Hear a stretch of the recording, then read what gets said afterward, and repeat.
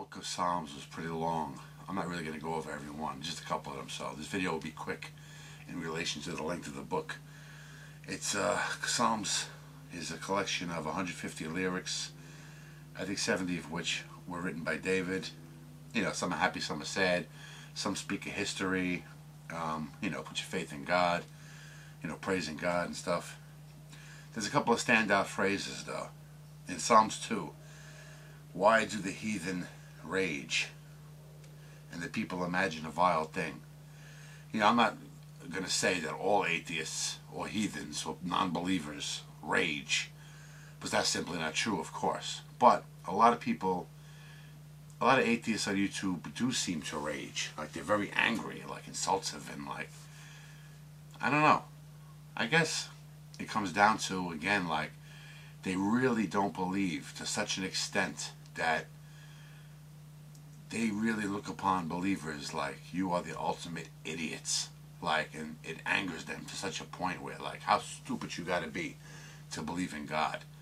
There's probably a lot of Christians too filled with rage, but it does seem, honestly, if you're going to be honest, that more non-believers are filled with rage against, like, you know, believers than believers are filled with rage. I know, that's just me. Like I said, I'm not trying to start an argument. It just seems that way to me. But maybe there are some, you know, rageful Christians on here.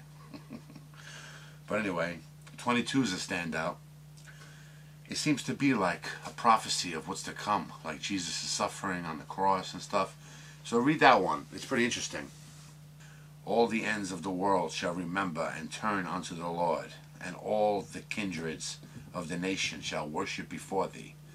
I like that one because it's like speaking of, like, the whole world will worship God one day.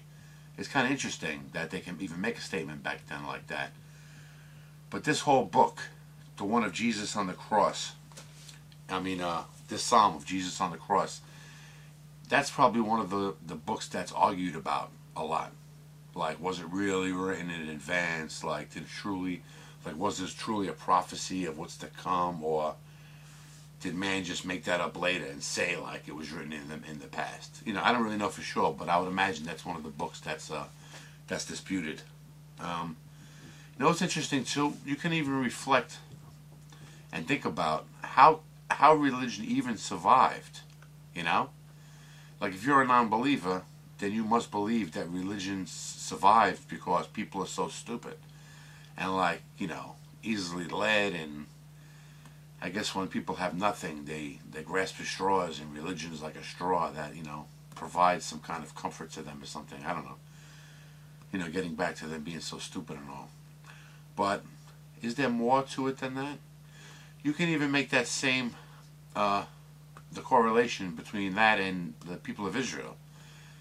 Like, how did they survive through all these centuries? Like, is there something to them, like that race, you know? You know, now you can make the argument that Israel's, like, really powerful. They got mad weapons and stuff. So you can see how they can survive now in this dangerous world. But it wasn't always that way, you know? It's really a miracle that the Israelites, you know, they survived all these centuries, man. There's something to it, maybe, you know? But whatchamacallit, another standout is 51, it's a confession from David. But I want to say something now, that all of you who are reading along and, you know, watching the videos and commenting, we actually got past the hump. The end of this book was page 402. And the whole Bible is 754 pages, I think. So we're well past the hump. And interestingly enough, the first 19 books encompass 402 pages. The next 47 books, only 352 pages. So we're way past the hump. Like, the rest of the books, not that they're all short, but a lot of them are really short. So it should be downhill from here, you know what I'm saying, compared to this.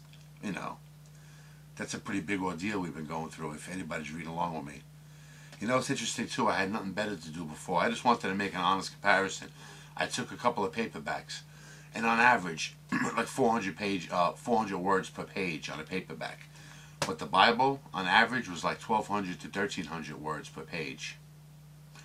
So one page of the Bible, like one side, is equivalent to like 3 pages of a paperback. So that's why 402 pages seems like 1,200 pages in paperback. So that's like, we've only read, 400 pages, but we've actually read like 6 paperbacks already, We've put in that kind of, relationship. Anyway, thanks to everybody sticking with me for this one.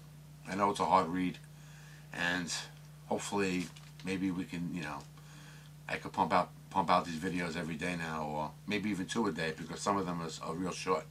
Anyway, take it easy.